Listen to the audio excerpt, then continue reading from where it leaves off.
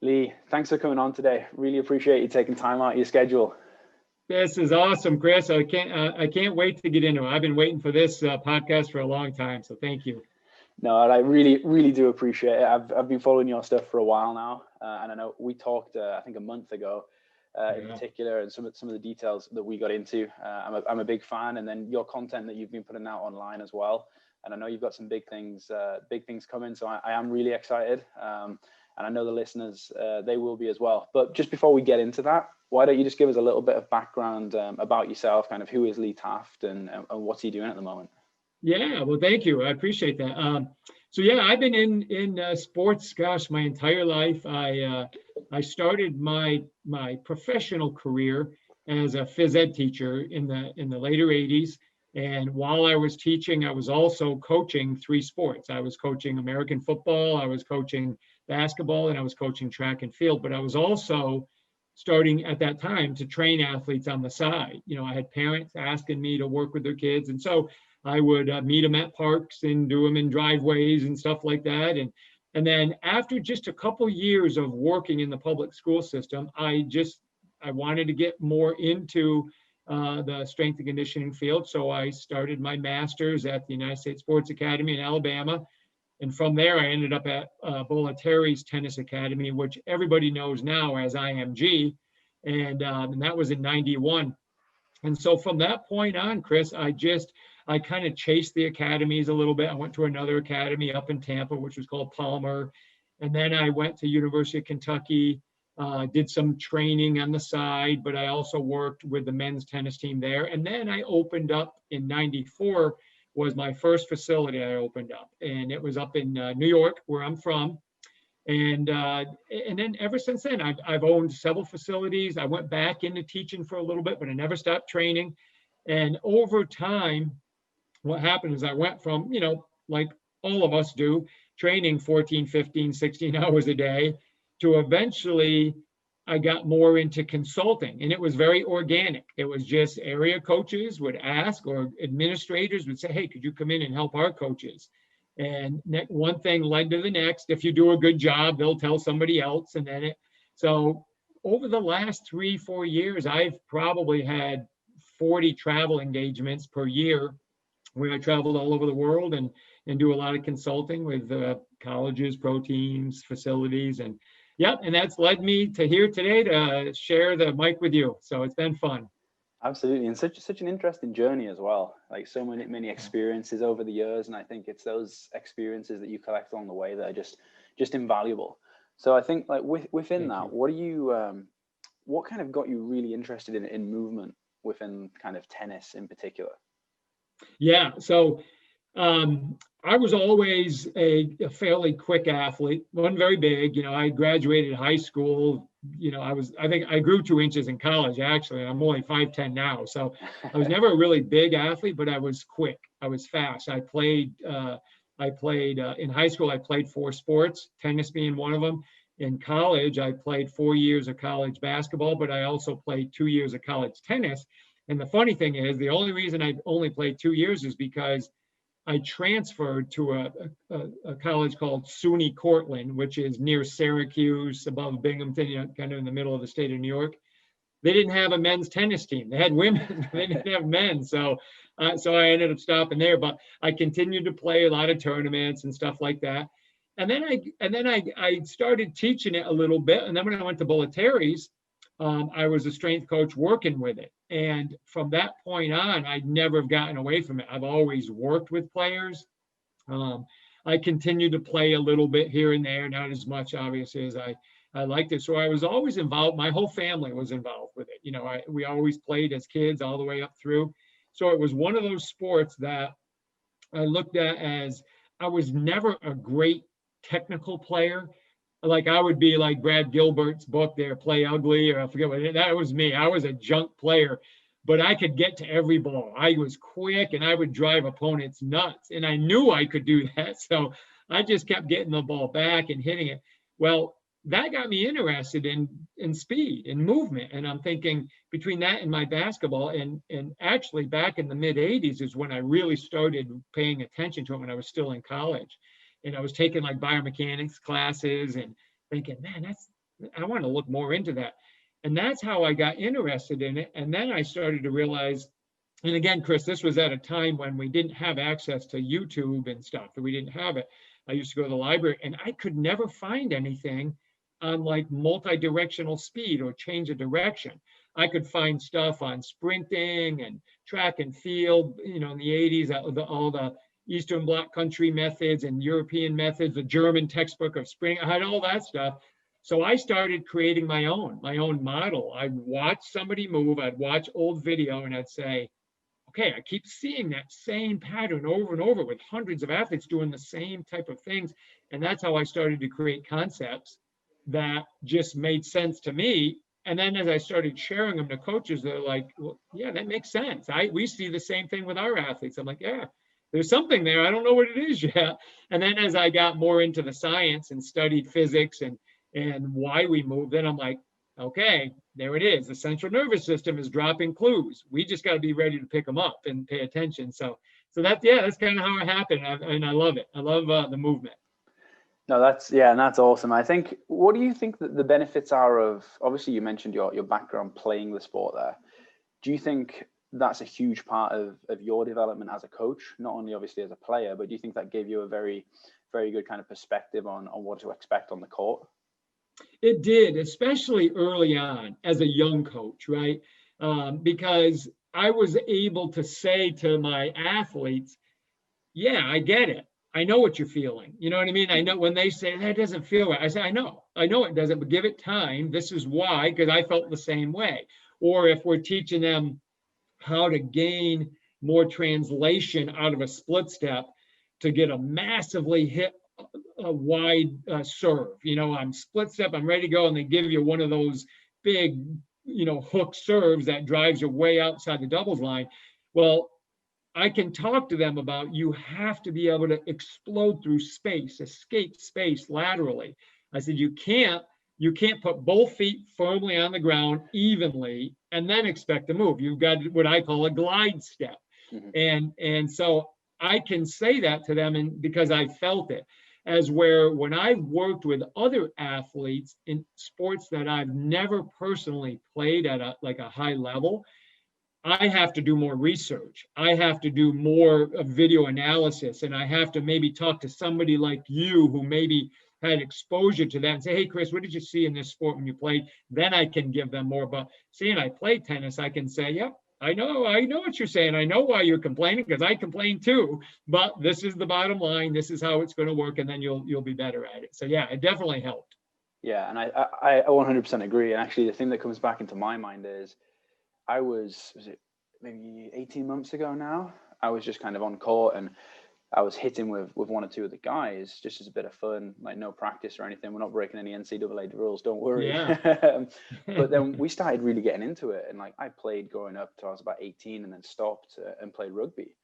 I kind of started getting into it with the guys and we were getting quite aggressive. And this isn't me saying like I'm as good as the guys playing on a D1 team, 100% not the case. I can hit up the middle. If you move me laterally, I'm gone. I don't have the talent. But I just remember the next day waking up and my obliques and everything was so sore. And I was like, yeah, like I forgot what that was like. So I think that kind of just made me reminisce and remember what these guys go through. And I think there's a little bit of, they see you being able to like hit a little bit as well, be like, oh, okay, maybe he does know what he's talking about. There's a little bit of that in there as well. But I think from our point of view of coaching, that's what that feels like. It kind of takes you back. And I think that's very important to have that perspective as well. Yeah, I agree 100%. It does. And it just gives you credibility in their eyes. Eventually, if you're a good coach, you'll earn their respect and credibility. But if you've played it, and you can talk the language a little bit, you can say some things that only a tennis player would know or hear. I think it just buys a little bit more credibility. Yeah, no, 100%. So then just on that, obviously, as we get into movement, before we get into some of the kind of the details, if you're working with a 12-year-old or an 18-year-old or even a pro player, what are your big rocks that you go to like early on? Like this could be assessment, it could be just movement quality that you look to and kind of make sure are in place as the foundations before you start building upon that. Yeah, that's a really, really good question. And I would say I kind of mentioned it a little bit ago. I'm really big on escaping current space and attacking new space. Okay, so just a real easy example, two examples that the listeners would understand is if I'm fairly deep in the baseline and all of a sudden my opponent does a drop shot on me. Well, I have to escape that deep space in the baseline, and I have to get up to the net as quick as possible. Or if I'm at the net and they give me a lob, now I got to escape that space and I got to get back to retrieve that lob. Or that could be going out to my forehand or my backhand to recover, not to recover, but to get to a wide ground stroke.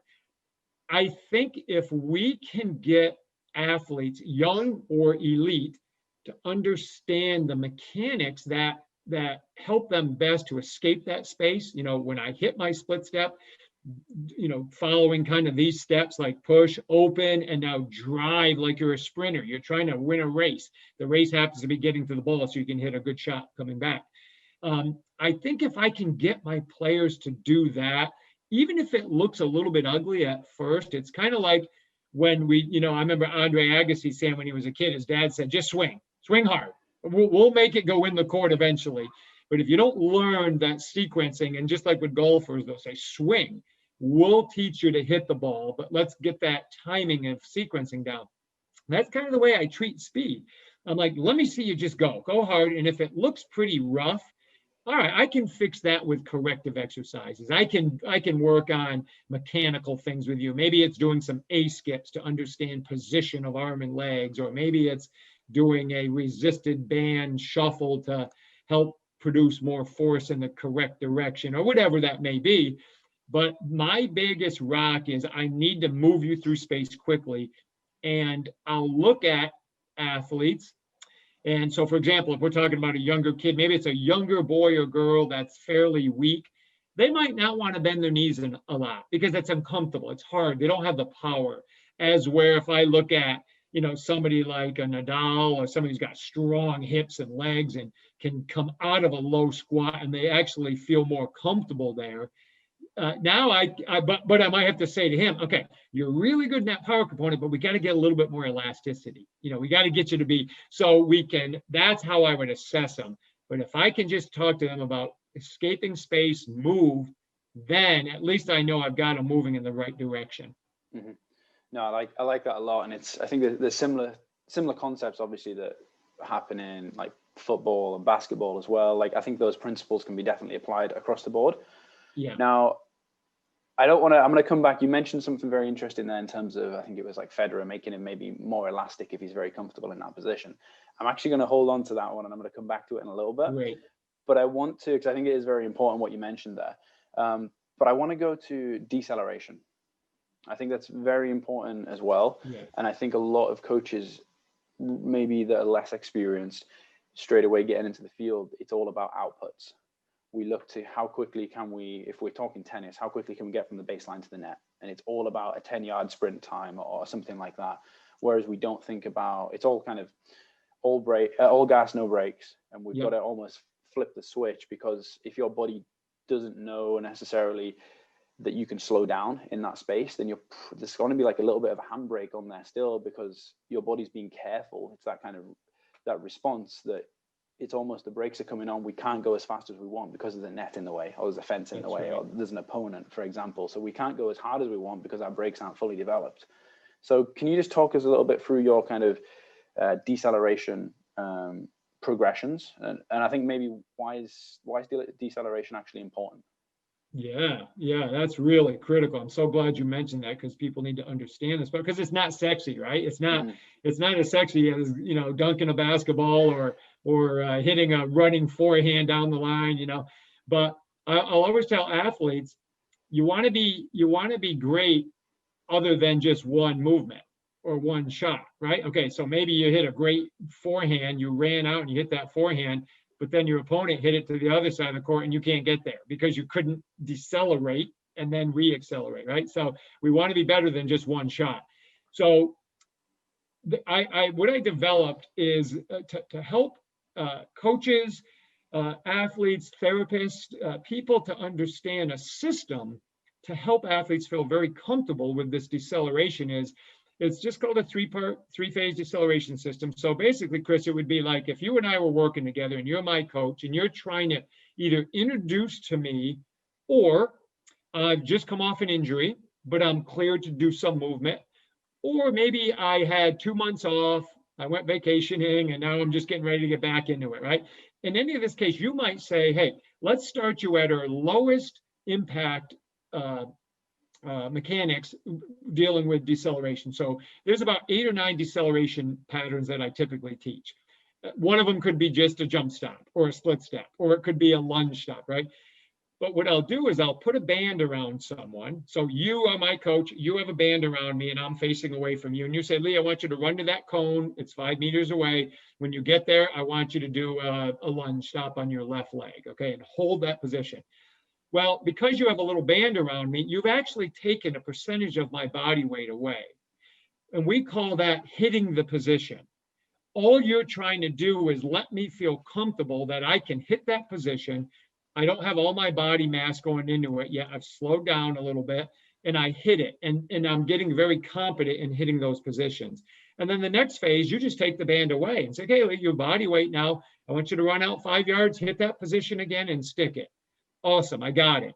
And then maybe a few weeks later, you say, okay, now we're going to do what we call own the position. Now we're doing the same thing. You put the band back around me, but now we're facing each other and you're actually pulling me into the deceleration. So you just artificially increase my momentum, and more, that mass means more now. But I still have to hit that lunge stop and I have to be able to hold it. So that is a system that any coach can use with any athlete. They don't even need a partner. They can just attach it to the fence and they could use the fence to do that.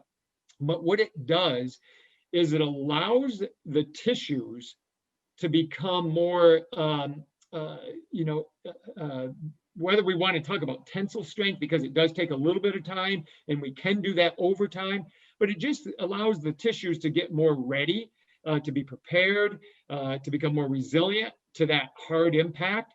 And we can also, by slowing it down in that phase 1, we can show them, hey, this deceleration pattern is going to be a direct heel, flat foot, ball of the foot, then settle in contact, versus, no, this one, because you're doing it laterally, is going to be mid-foot, flatten. It'll hit outside for a second just because of fatty pads and stuff like that, fat pads and hydraulics and movement. But then you're going to settle back into the middle part of the foot, or the inside part of the foot. So we can actually help them feel the movements a lot less, and then we can make it go very dynamic and very explosive, and then make it even reactive if we want. But when they develop that, now they have that almost like you said, that like a governor on like a moped. If you take that governor off, that normally goes 30 miles an hour, you take that thing off, now you can get it up to 50 illegally, right? Well, now you just gave that to your athletes. You just gave them the ability, because the body now knows, hey, I've been there, I've done that, I've been trained, my proprioceptors are used to it. We can turn it on a little bit later rather than decelerating you too soon. And now we can let you get through that full range of motion, and now we can be quicker in and out. Like you said, I can get real close to that net and still feel confident I can decelerate to make the shot and not hit the net, right? Mm-hmm. So yeah, that's what we look at. That's how we take them through them and just build it up, and then we make our adjustments based on the individual athletes and what we feel we see in the weight room as well. I think that makes a lot of sense as well. Like what you talk about, those different stages where you're taking some of the body weight away, making it easier for the athlete, and then just essentially just progressively overload, just like we do in the weight room. You're just doing it with movement. Progressively overload the tissues. That's right. And to make another point on that, not to interrupt you, Chris, but I look at pure deceleration training, whether it's stopping dead, like I have to stop before I get to this line, or it's slowing down over a small distance. I look at that as an extension of the weight room more than I do change of direction or re-acceleration, which is that's part of the phase of decelerating. simply because it does have so much of the eccentric loading. It has so much of a strength quality to it. And I have a destination stopping point for the most part, just like I do. If you say to me, Lee, I want you to do a front squat and I want you to go to parallel or slightly below, stop and move and come back up. Well, we can do the same thing with deceleration training, as where re-acceleration training is different. Now that's very task driven, as where what, chasing a ball or an opponent or something like that. And on that as well, then, do you use a lot of things like altitude drops and stuff like that? So we're jumping off a box and we'll just stick in that base position, or even like a split lunge position. How do you incorporate that type of overload training? Like you said, it's an extension of the weight room. Some of those things we do naturally in the weight room anyway.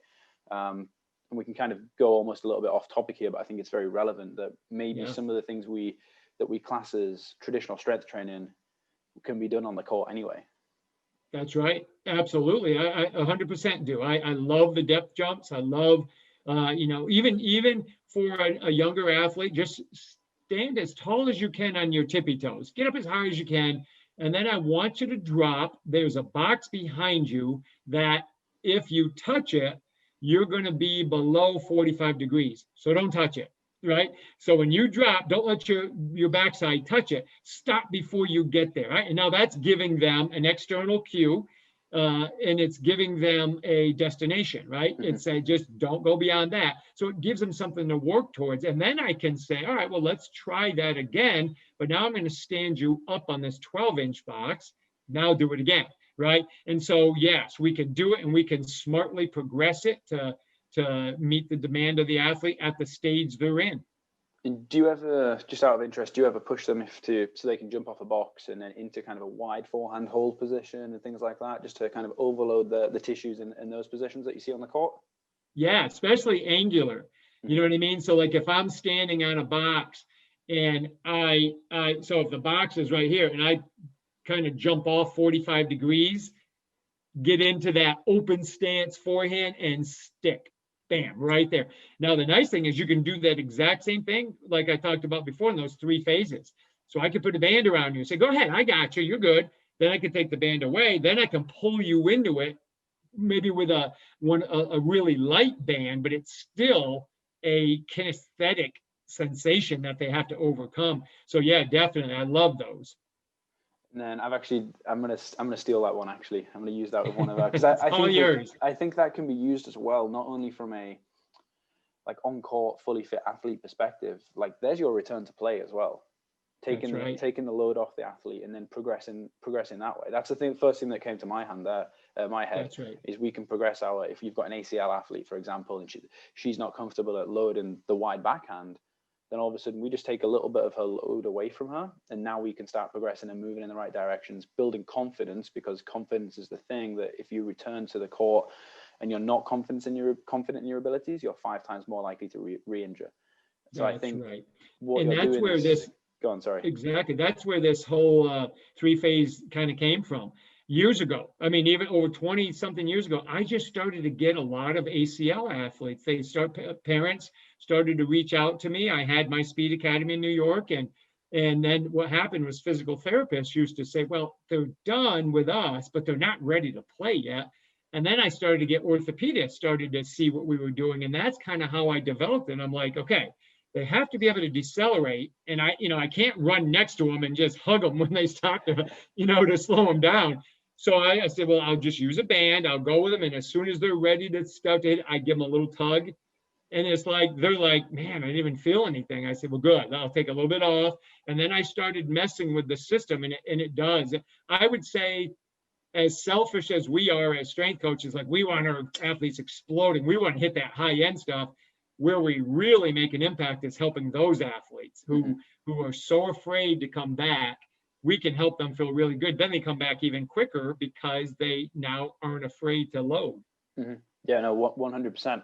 Now, if we just taken a slight step back there, going obviously keeping with the deceleration theme, can we just talk? You mentioned some of the kind of linear deceleration patterns, and you talked striking with the heel, going to the flat foot, to the ball of the foot.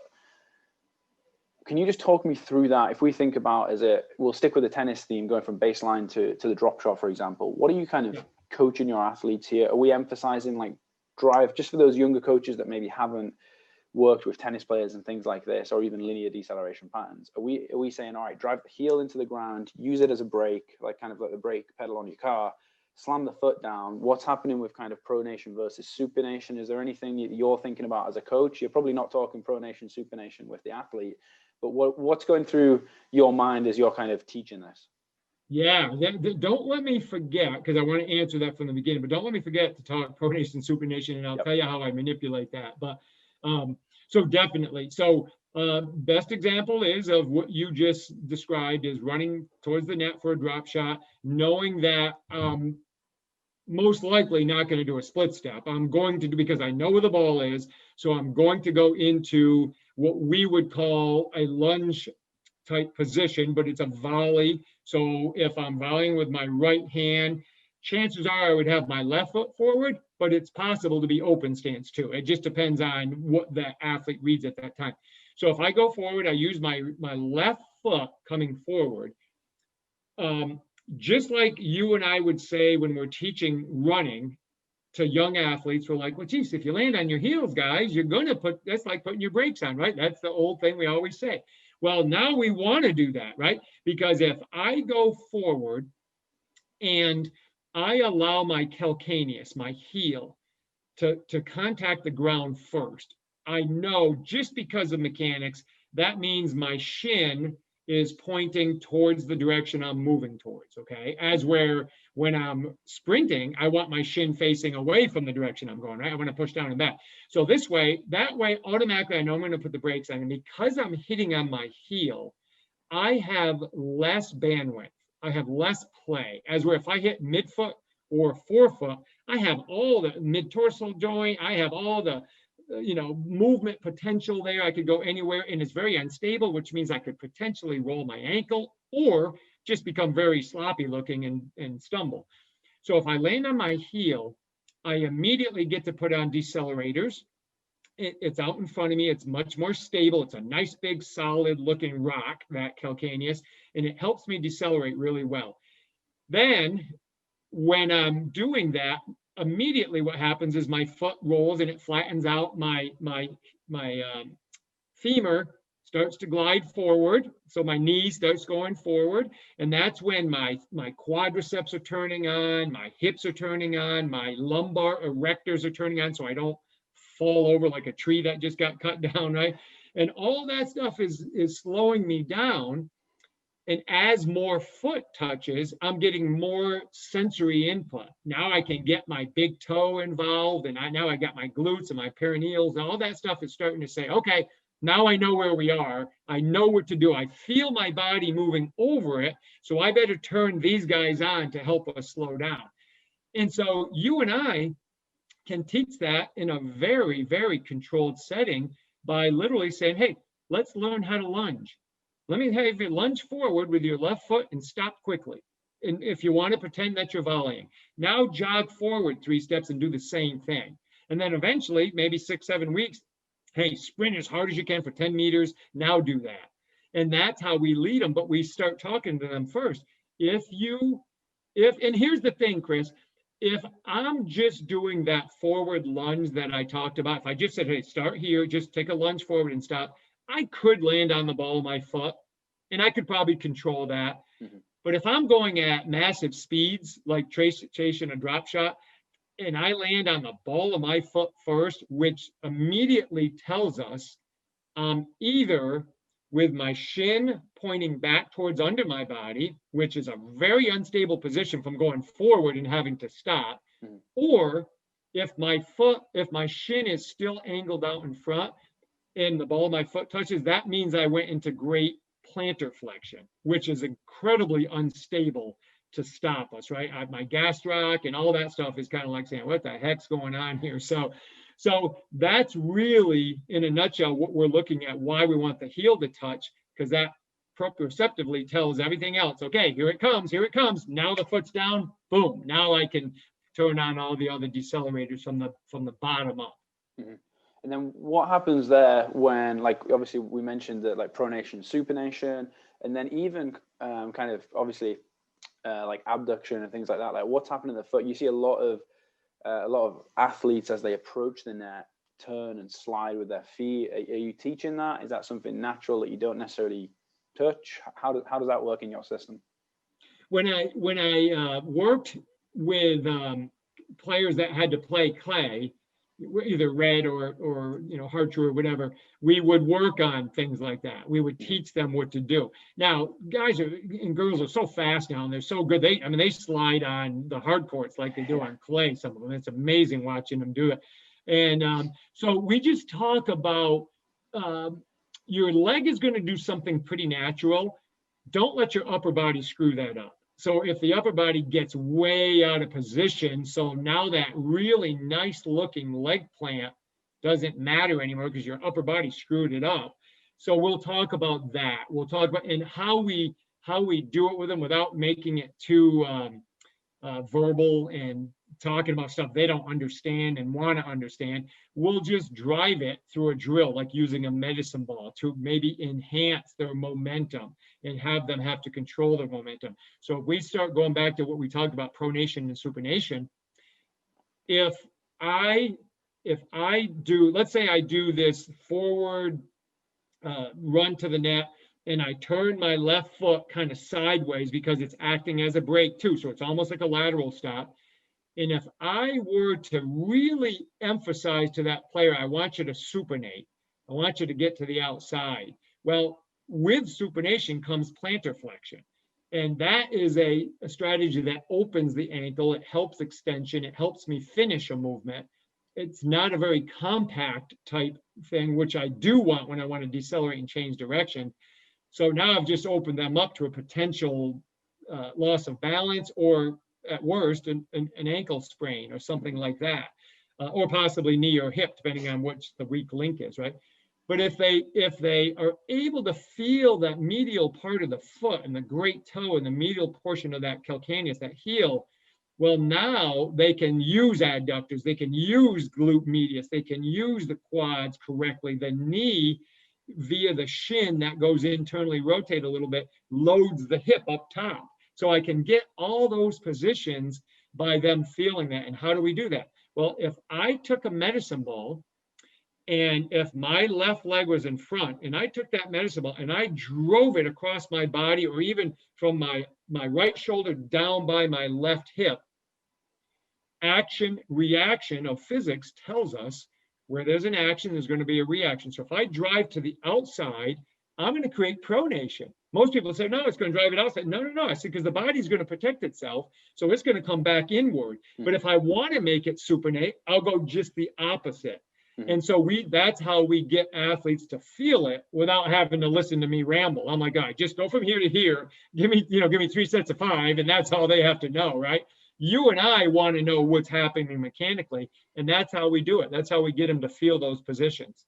Oh, I like that. So it's just you're shaping the learning environment for them. You're not necessarily saying, okay, well, find the inside edge. It's just like, all right, well, hold this med ball, throw it across your body.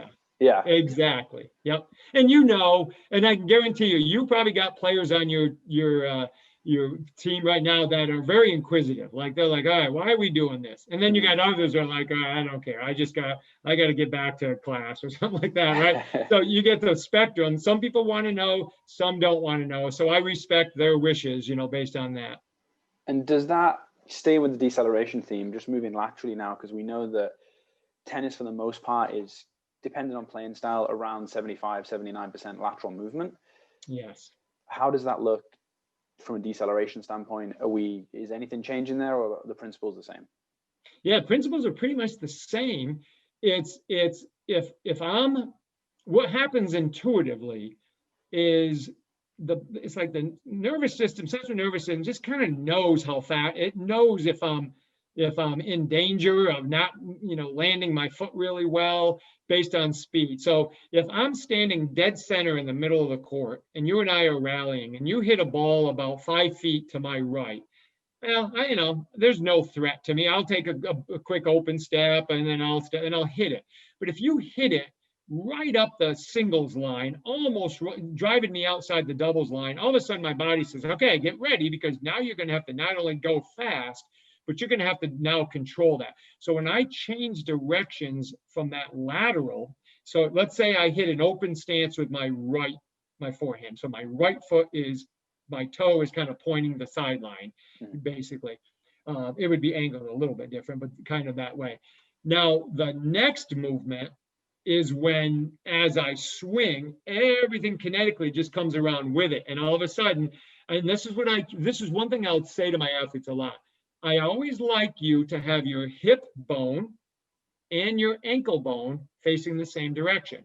Because if I can get you there, I know you're pretty safe. As if we've got extreme torsion on that, we got to be careful of that. Now, I know that's going to happen, but we let that happen naturally versus saying, no, I want you to really torque your knee as hard as you can. Like, we would never do that, right?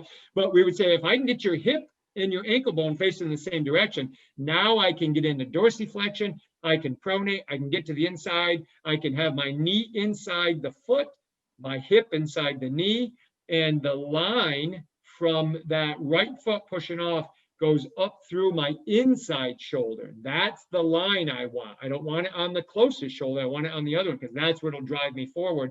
So now that deceleration makes sense to them, that angle when they stick into the ground. And Chris, we can practice that literally just doing a shuttle run. We could put them on the sideline and say, hey, go to the center line back, go to the singles line back, the doubles line back, and let's practice hitting those angles. Then we can make it more specific, like they're hitting a ground stroke.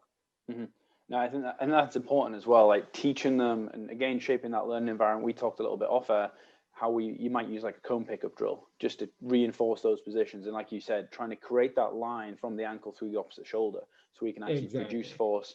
And more importantly, I think, and that's where I think starting with deceleration is very important and the foundation of everything you do, because everything we do from an or a deceleration point of view is to get us into the most optimal position to get us back to acceleration, which is our moneymaker at the end of the day.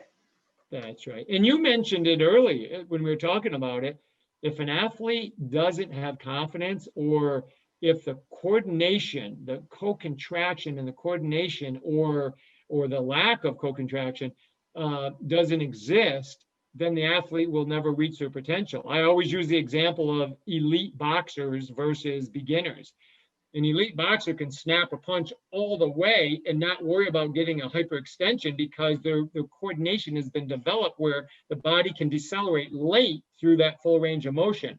You know, if I throw a punch as hard as I can, my elbow is going to probably snap, right? Or more than anything, my body will say, no, I'm going to start slowing you down here, so your punch is going to feel like a mouse just hit you, right? Absolutely. But that over time, if I did it, thousands of reps, eventually I'd be able to go full range. And that's what you were talking about earlier when you were saying, once we understand we can control how much speed we have, then our body will let us do it. Mm-hmm. And then, so staying with that kind of lateral movement theme, if we look at kind of teaching progressions and look to like the shuffle and the crossover step in particular, that's very much not necessarily a hot topic within tennis, but a lot of people talk about the shuffle and obviously the crossover step as being vital and really important for tennis players. I don't necessarily disagree with that. I've got my own opinions on it, which I think we've kind of talked about a little bit off air, but I'd just like to get your opinion on the shuffle and crossover step. Is it optimal? What's maybe the better option? Do you mind just kind of digging into those parts of the lateral movement part of the game? Absolutely. Yeah, those are my favorite to talk about. I really enjoy that. So again, anything an athlete does. So if I'm training the athlete, okay, aside from the tennis player, there's 7 movement patterns that I want all my athletes to become proficient at. That allows me on multiple levels to be able to help them become better specifically, okay, from terminologies, from cueing, from all that, if I can get them to master those 7 movement patterns. 2 of them are what you just said, the lateral shuffle or the lateral run, or some people call it a crossover. So if I'm talking about the shuffle is the initiator of the lateral run as well. It's a lateral push-up. So whether I'm going to do a shuffle, where for the listeners who aren't as familiar with just that terminology, a lateral shuffle means my gait cycle never crosses into the other leg's territory. So if I'm shuffling to my right and I push off my left leg will finish its range of motion and then recover back under my hip, ready to do it again. My front leg will be doing the same thing, but just with a different purpose. As if I do a lateral run or a crossover, now my legs exchange positions just like normal gait. And I call it a hybrid gait, right? Because it's not like sprinting straight, and it's not like shuffling. It's a little bit of combination of both, right? So they're both really important. The lateral shuffle comes into play when decisions have to be made instantaneously, like at the net. Maybe you hit a shot down the line and I did a stab volley and it drove me almost into the doubles. And you're coming at the net. And so I'll probably just shuffle back real quick, because if I turn at all, I'm in jeopardy of you passing me or doing something different. So I might do a real quick shuffle right there. But typically, I don't have to shuffle a ton because the stroke production requires me to have a unit turn, right? Or a shoulder turn, or an open stance, or a closed stance. So it's not like a basketball player who has to stay squared up a little bit more, so a shuffle makes more sense.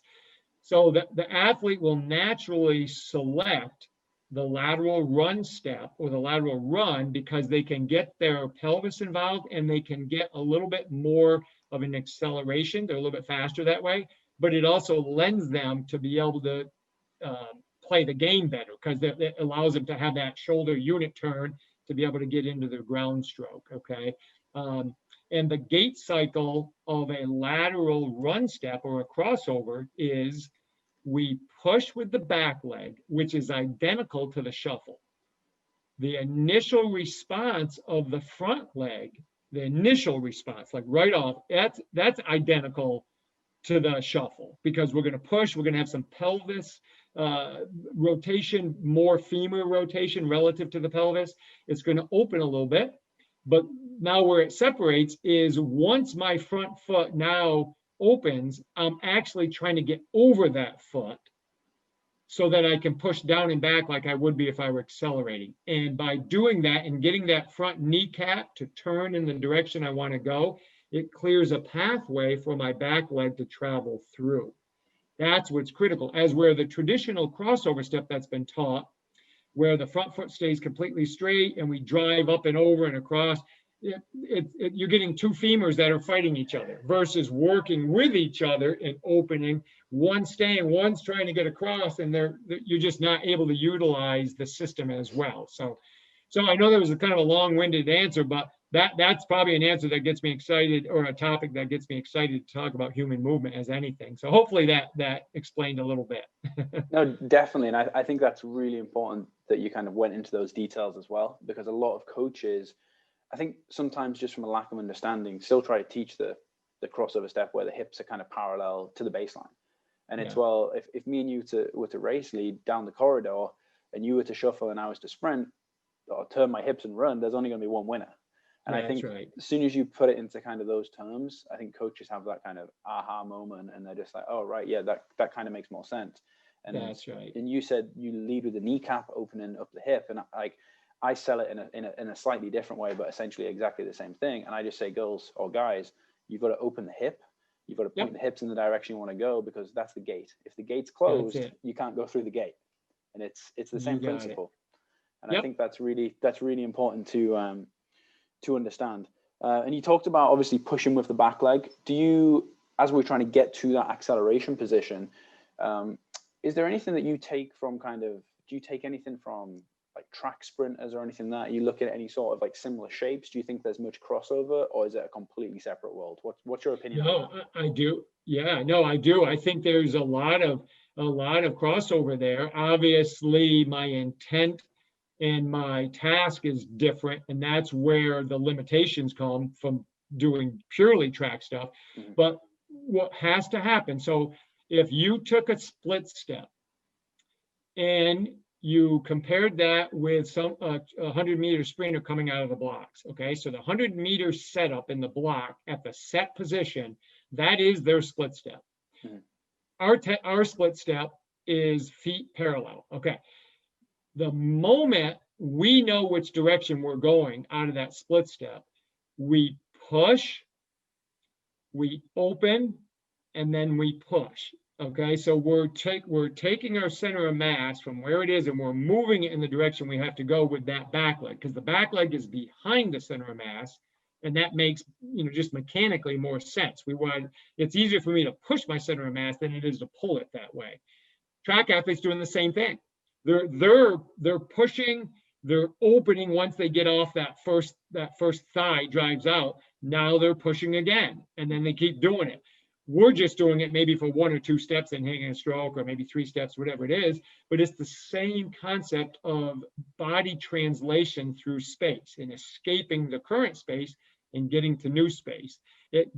What separates, and this is where some coaches get confused, my eyes play such a critical role in the postures my body will undertake based on the vision that's coming into my eyes.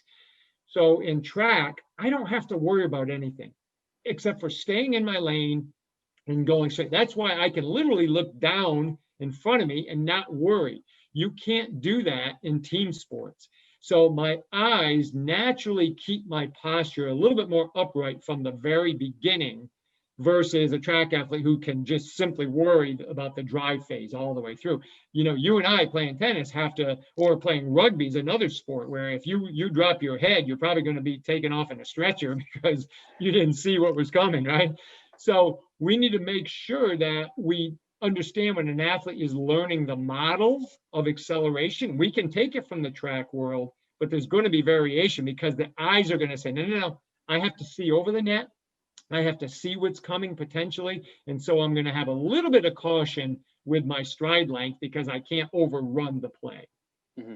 And I think that's obviously a very important thing. And let's go down that rabbit hole just a little bit while we're on it.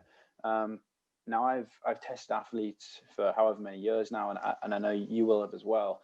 And sometimes my data that I'm getting from what we might class as like performance tests, and our best athletes should be the best at our performance tests. But I think more often than not, and I've been very lucky to have some of the best players in the country within our program over the last few years, and the 1 + 1 doesn't equal 2 all the time.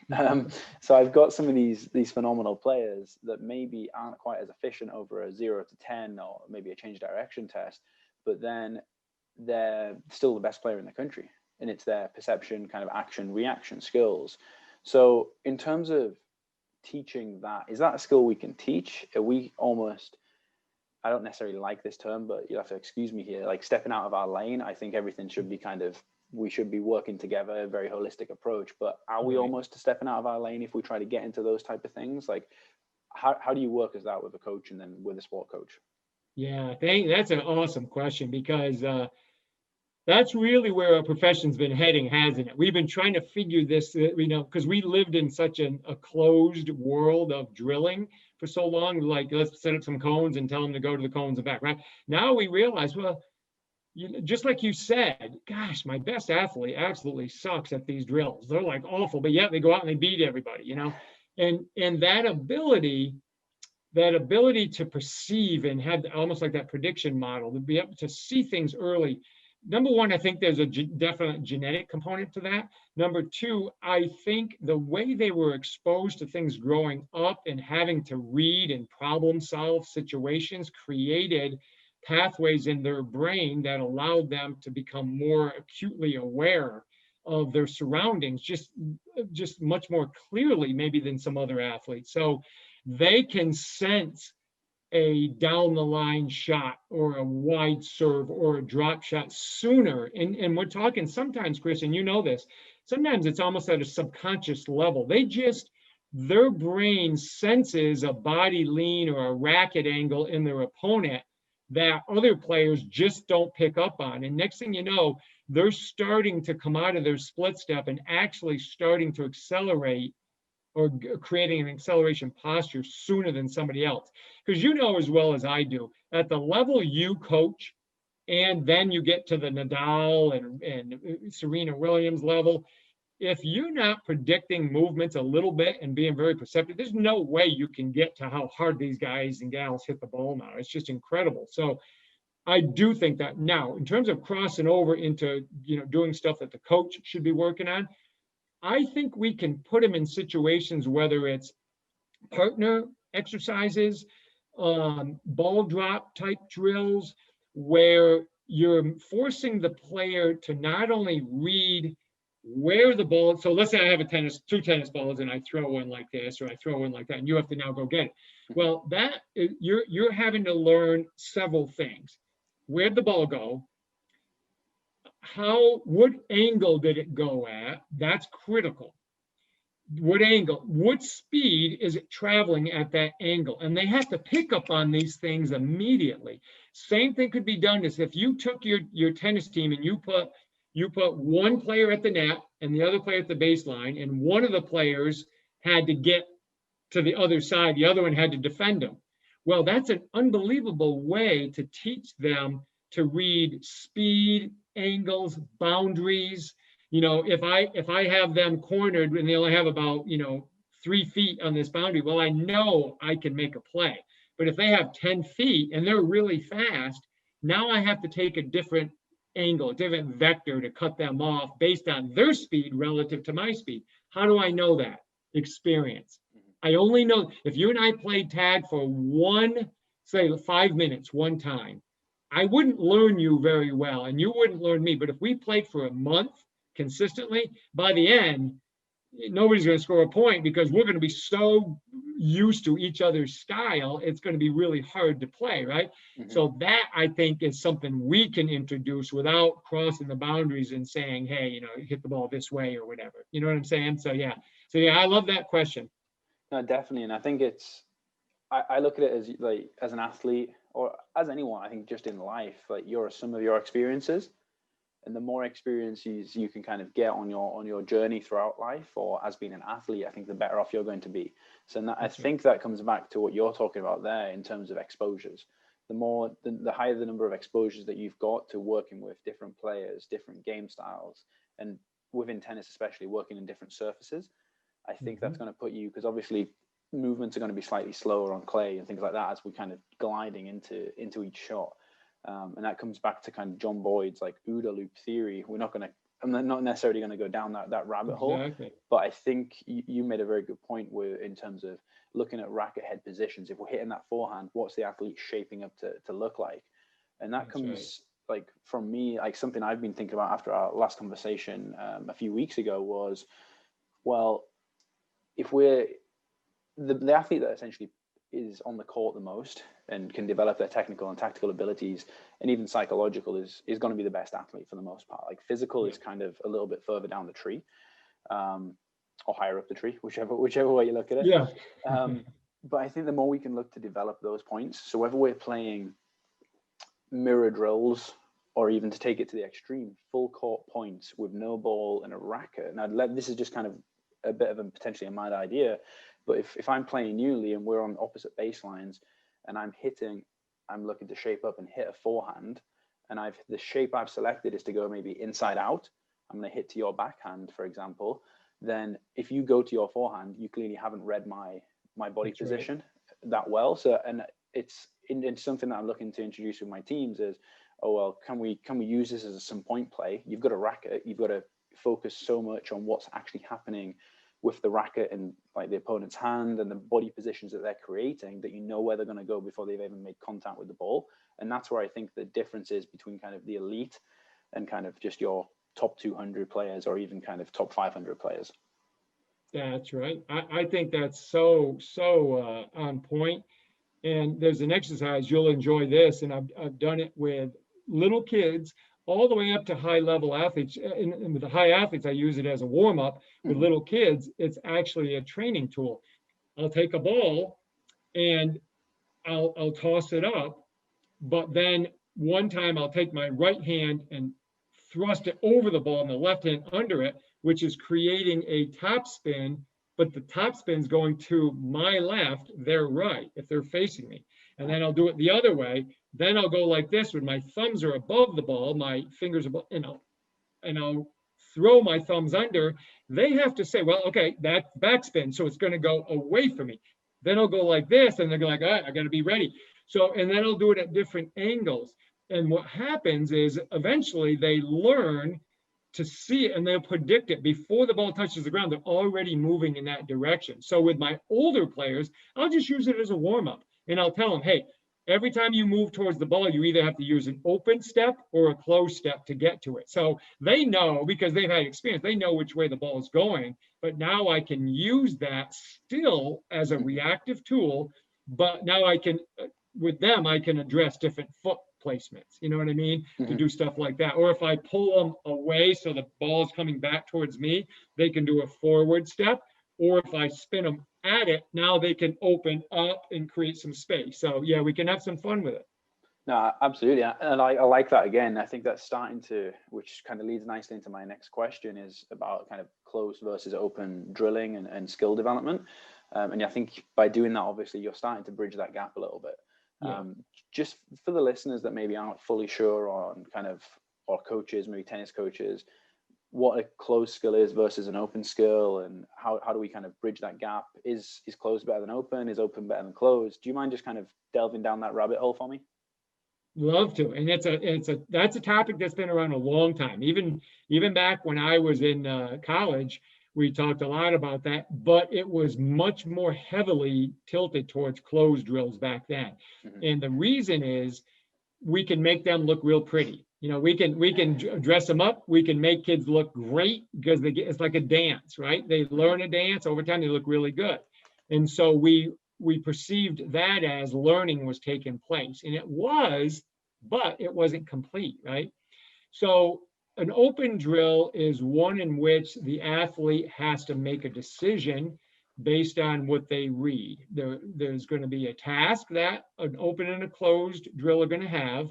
The open drill, the task is unknown until it occurs. And they're usually going to have to react to some kind of stimuli. It could be a coach pointing, could be a partner moving, it could be a noise, it could be a light, it could be a color, it could be anything.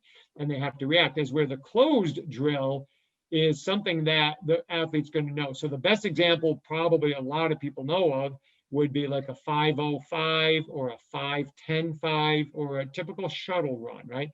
We have markers that we have to run to.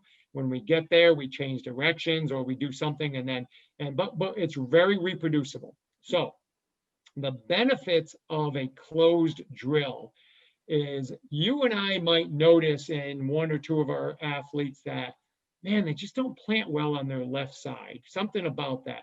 We need to put a little bit more time in that. We've got to figure out what it is. Maybe they just aren't comfortable with it. So we can develop a closed drill which eliminates the need for subconscious readiness and decision making. We just say, hey, I want you to take 3 steps, plant, and 3 steps back to me. But I want you to plant on your left foot. I want you to bend your knees this much. I want your foot plant this wide. I want a flat foot. And let's rep that out. Let's get 3 sets of 5 reps. We'll rest a little bit. We'll come back to it. So I can use that to develop maybe some physiological things, maybe some strength, maybe some mobility, stability. I can work on maybe some energy system if I want in this closed drill type training. Now, and the benefit of that is I get quality reps and I know what I'm going to get out of it. Now, when we go to the open, now what we're working on is I can take that same left foot plant that I notice isn't very good, and I can expose the athlete to that, but they don't know when it's going to occur. So I could say, hey, start running. When I clap, now you're going to change direction, but use your left foot to come back, right? That's an example of one. Another one, we could now chase your partner. When they start running and they change direction, you have to match them, right? And what I've done is I've created the tier system that I developed actually a long, long time ago, but I've just kind of cleaned it up over the years. A tier 1 it's an open drill, but it has a little bit of closed component to it because they know which direction they're going to go. They just don't know when. And who's that? That's a track athlete, right? When they're in the blocks, I know I'm going straight. I just don't know when the gun's going to go off. But if I do a tier 2, that would be like I'm standing at the baseline. I don't know if I'm going to have to hit a forehand or a backhand, or if my coach points right or left, I don't know. But once I go there, the drill's done. I walk back to the middle, like reset, split step, boom, and I go again. A tier 3 is now we enter the deceleration or the change of direction into it, because now that's the pure mirror drill. Or like you and I are going back and forth, or the coach continues to point and make them go. So we can see how we can logistically progress that from a tier 1 for my beginning athletes to a tier 2. And then eventually when we want to throw the the change of direction, and then we can do a tier 3. Not that we can't go in any order, but that is a logistical or a logical order to follow. And but all of those do have an element of open and closed in them that we can prescribe if we choose to, right? So in essence, that's what we're talking about with the open and close, and I think it's important. Here's the one thing that I think I'm a little bit different, Chris, if you don't mind if I take 2 more seconds here, is I typically, after I've warmed my athletes up and they're ready to go, I typically start my training with the tier system, whether it's a tier 1 or a tier 2. I don't usually do tier 3 right off. And I'll only give them a couple minutes of reactive movements. That does 2 things for me. It lets me know who I have today. What's my team look like today? Are they sluggish? It's almost like a readiness thing. Are they getting ready? The other thing it does is it forces them to get emotionally connected, because they can't move until they see a reaction, or excuse me, until they have a stimulus. Either it's me pointing or their partner moving and they have to react to them. Then I backfill it with the correctives. Now I can go to the closed drill and say, yep, just what I thought. You guys had a long practice yesterday. You're really sore in your hips. So now we need to focus on this today. And that reactive tier system told me that. So that's just a little different approach that I take. Yeah, no, I think that's important to mention as well, because a lot of people would go classical closed drills, develop a skill, hone it in, develop the attractors, the key points, and then we'll develop, again, if you look at Franz Bosch's kind of system, the fluctuators, and we'll kind of let them loose and we'll let them play. Whereas you've almost gone in the reverse. We'll kind of see how they are, and then we'll come back to, we've found a few weaknesses, we'll nail those in and use it as like a readiness assessment, which makes sense. Yeah, and you know why I use that? And the reason I started doing it is because it gave instant context to the athlete. So for example, if we walked out on the court, warmed up, and I said, guys, we're going to do a lateral shuffle, change of direction, but I want you to rotate kind of at the end or whatever. They're going to say, okay, all right, let's do it. And they go and they do it. But if I put them in a drill where I said, on my command, start running, when I clap, you got to get back as quick as you can. And a lot of them stumbled and they swayed and they got off balance. And now I can say, hey, listen, we're struggling with this. We're going to do this lateral shuffle and then change directions. I want you to go to this line and back. They're like, okay, that makes sense to me because I just struggled. So it immediately gives me a broad assessment, but it gives them context as to why my drill isn't just me pulling a rabbit out of the hat. I'm not just picking a drill I saw on YouTube. We're doing it because you just displayed to me you're struggling with something. Let's fix that. It'd be like if a player's having a hard time with their kick serve during a match, during doubles, maybe they're trying to kick the ball wide so they can poach and come in. Well, now the coach can say, you really struggle with that. Let's work on that. And the player can say, yeah, I was so frustrated. So now you've got context and you've got a lot more focus on the drill that you're about to work on. And then once you've done that and you've gone back to your kind of closed drilling to develop those key points, do you then go back to finish with the whole thing? So you use a bit more of a whole part whole? Exactly. That's exactly the way to put it. A whole part whole, because the whole gives context and gives me a better view of who I'm working with. And then I can dial right in. Sometimes if you go closed drill first, unless you're carrying it over from the last workout, which is it's definitely not wrong, because sometimes that's what I'll do, but you might be guessing because you're not quite sure. You're not quite sure how they're moving. They might come in today and be unbelievable movers. And if they are, well, then I don't bother with correctives, because I never want to enter into my player's mind that they're doing something wrong. So I'm trying to fix that. I let them ride the high. And then on a day when they're struggling, I'll say, hey, let's work on that. That's cool. I'm struggling too today. I stayed up late. Let's go ahead and work on that. And so they're more bought into my process of coaching them versus just putting them through drills, you know. And then if we just kind of keeping on those kind of assessment guidelines or the things that you're looking at there, and how you look to progress things. How are you, and this is quite a big question, and I know we're getting on for time a little bit, but I've got 2 questions left, and this is one of them. So in terms of change direction, what assessments are you using and what are you looking at? Now, I know that's not necessarily the easiest question to answer, because through your eyes, you're seeing things completely differently to myself and lots of other coaches, just because you've got the experience, you've seen thousands upon thousands of reps. Now, I think there's no kind of, the experience is the crucial factor there. But if you were to try and help out the young coaches that are coming into the field and wanting to work in, well, any sport really, apart from maybe a 100-meter sprint or your track athletes, and they're working with these change direction athletes, like what are they looking at if you're having a change direction assessment? Is there I know it's a long-winded question, sorry, but is there a best assessment that you think they should use, or what are you just using your eye? Kind of what's the best approach to go there? Yeah, no, that's a great question. So if we're going to talk about change of direction, the 2 typical ones we'll work on could be like of the shuttle run format, where I'm actually running to a space and then I'm turning around and coming back. So that's a good one. And it's easy, and I'll explain why in a second. Or it could be it could be like a lateral shuffle, change of direction. Okay, those are 2 that I can cover my lateral run and straight ahead run to change of direction, or just purely change of direction. Now, when I'm helping my interns that I've had or assistants identify landmarks, that's when I will stick to a closed drill. And here's why.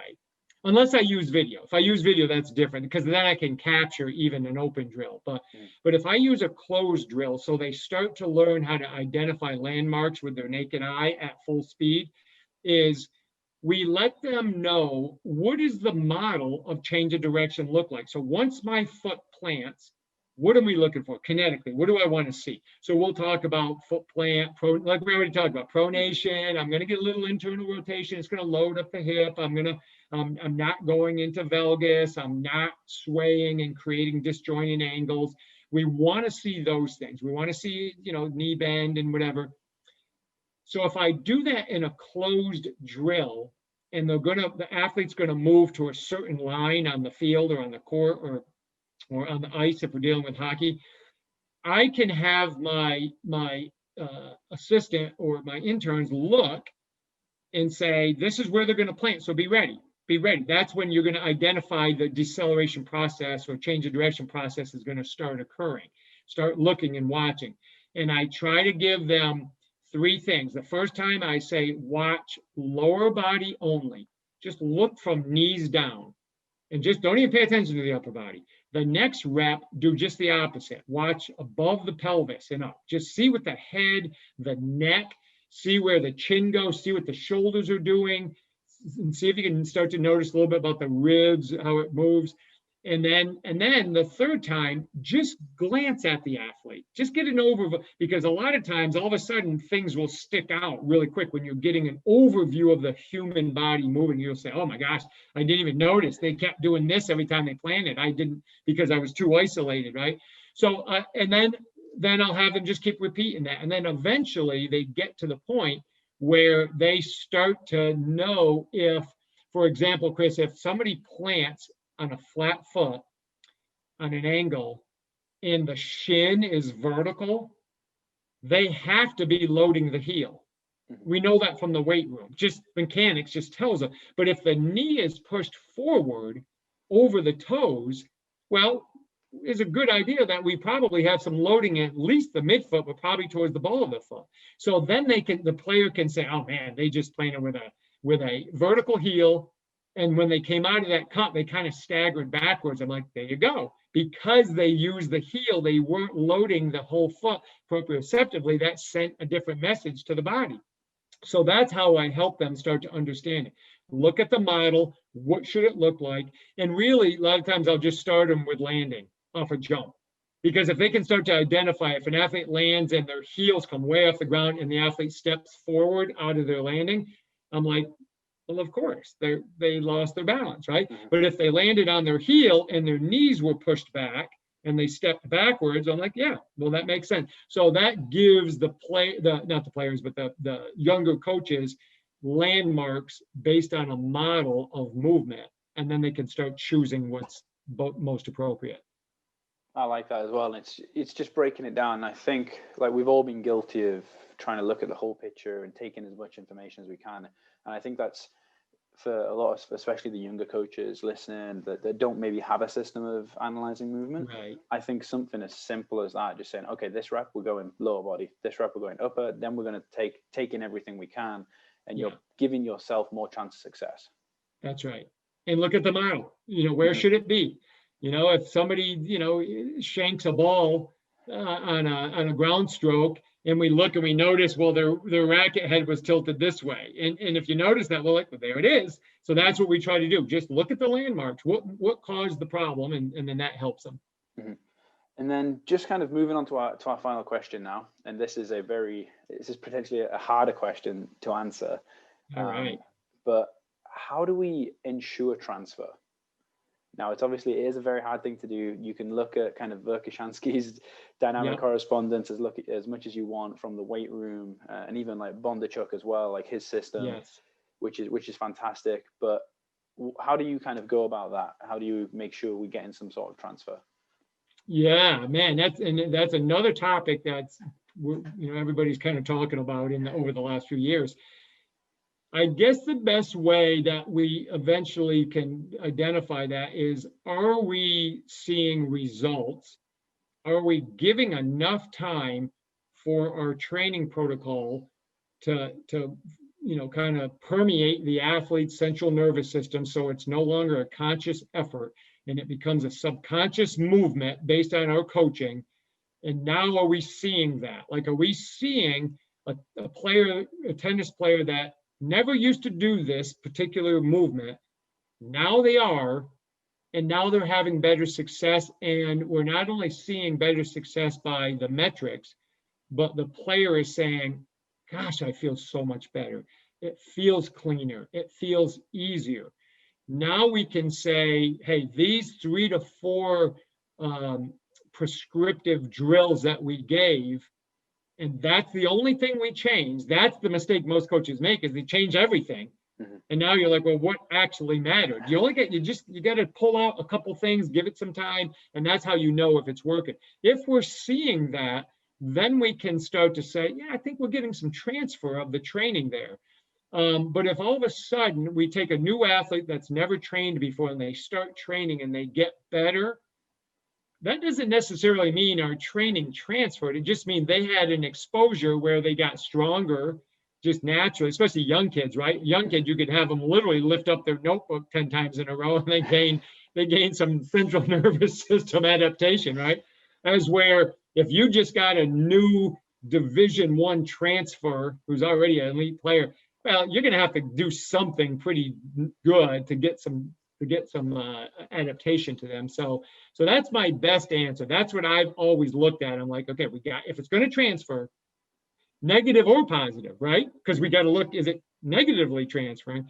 We have to buy some time. We have to select only a couple things. Don't cross off the whole board. Just take something out, try it.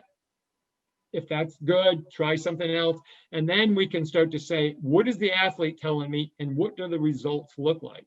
But I just think it takes time. We can't judge it over 4 weeks, or I think it just takes longer, 100%, yeah. And I think that's what Bondarchuk did very well with his system. He kind of just tweaked 1 or 2 little things, because if you throw everything out and change it all, then you have no idea what's going on.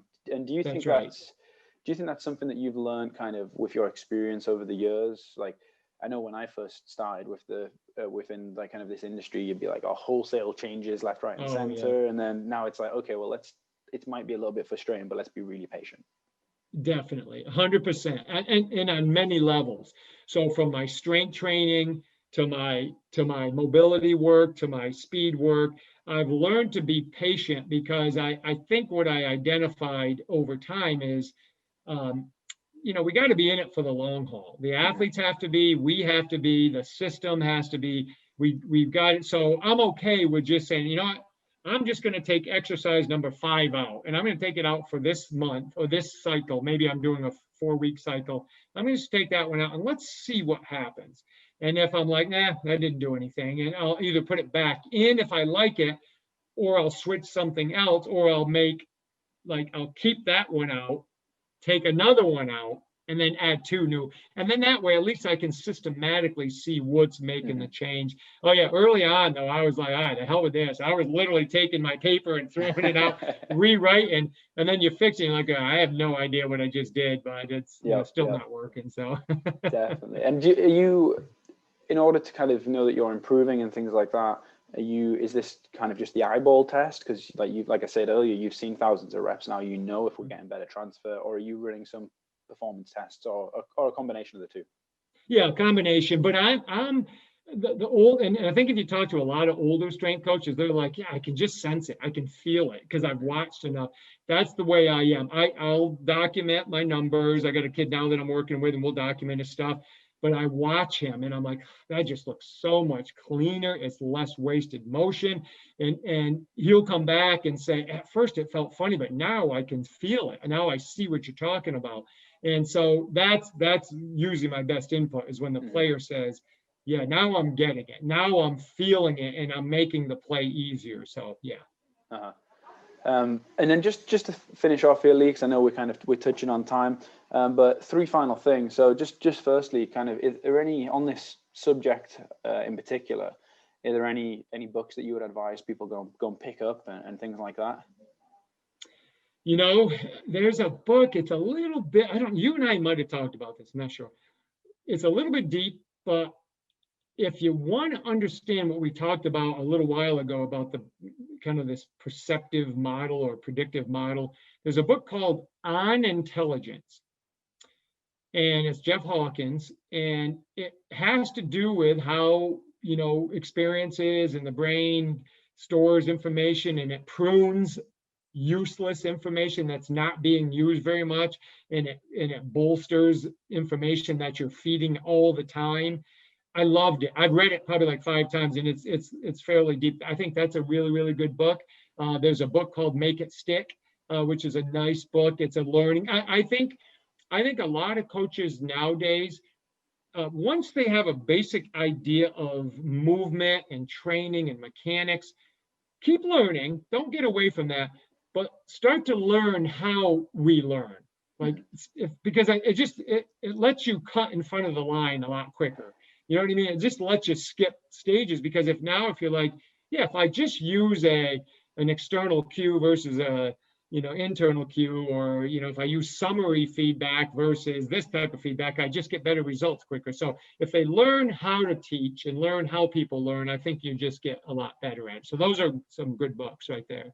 And I think that's some fantastic advice. And it leads into the next question actually quite nicely. Would any advice that you've got for any young coaches, maybe just getting into the profession or in the first kind of 3 to 5 years of their journey? Yeah, I'm a big fan, number one, of networking. And networking for 2 reasons. Number one, there's always somebody that knows something you don't. Okay. I follow your stuff on Instagram and on other stuff. I see what you do, and I'm always taking notes, and I'm always listening.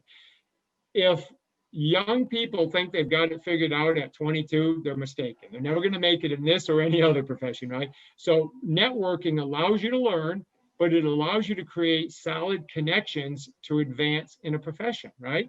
If I was a young college student and I kept reaching out to you, and you saw that I was getting pretty serious about a particular thing, and then eventually I said, you know what, I need an internship, would you be willing? You might be willing to take me on because you've developed a relationship with me and you know me. As where if I just emailed you one day and said, hey, I need an internship, would you let me do it? You'd probably say, yeah, like heck I would. Or you could wash my car every day if you want. So I think that's one of the big things. Make sure you network, make sure you reach out, and don't be afraid to email and call people. If they say no, they say no. That doesn't break the bank on you. So yeah. Mm-hmm. Yeah, absolutely. And then just finally here, Lee, if anyone's got any questions about any of the topics or subjects that we kind of went over, I know we went over quite a lot of different things today. Where can they find you, in like social media, things like that? Yeah, thank you. Yeah, anything at Lee Taft. So any of the social medias at Lee Taft.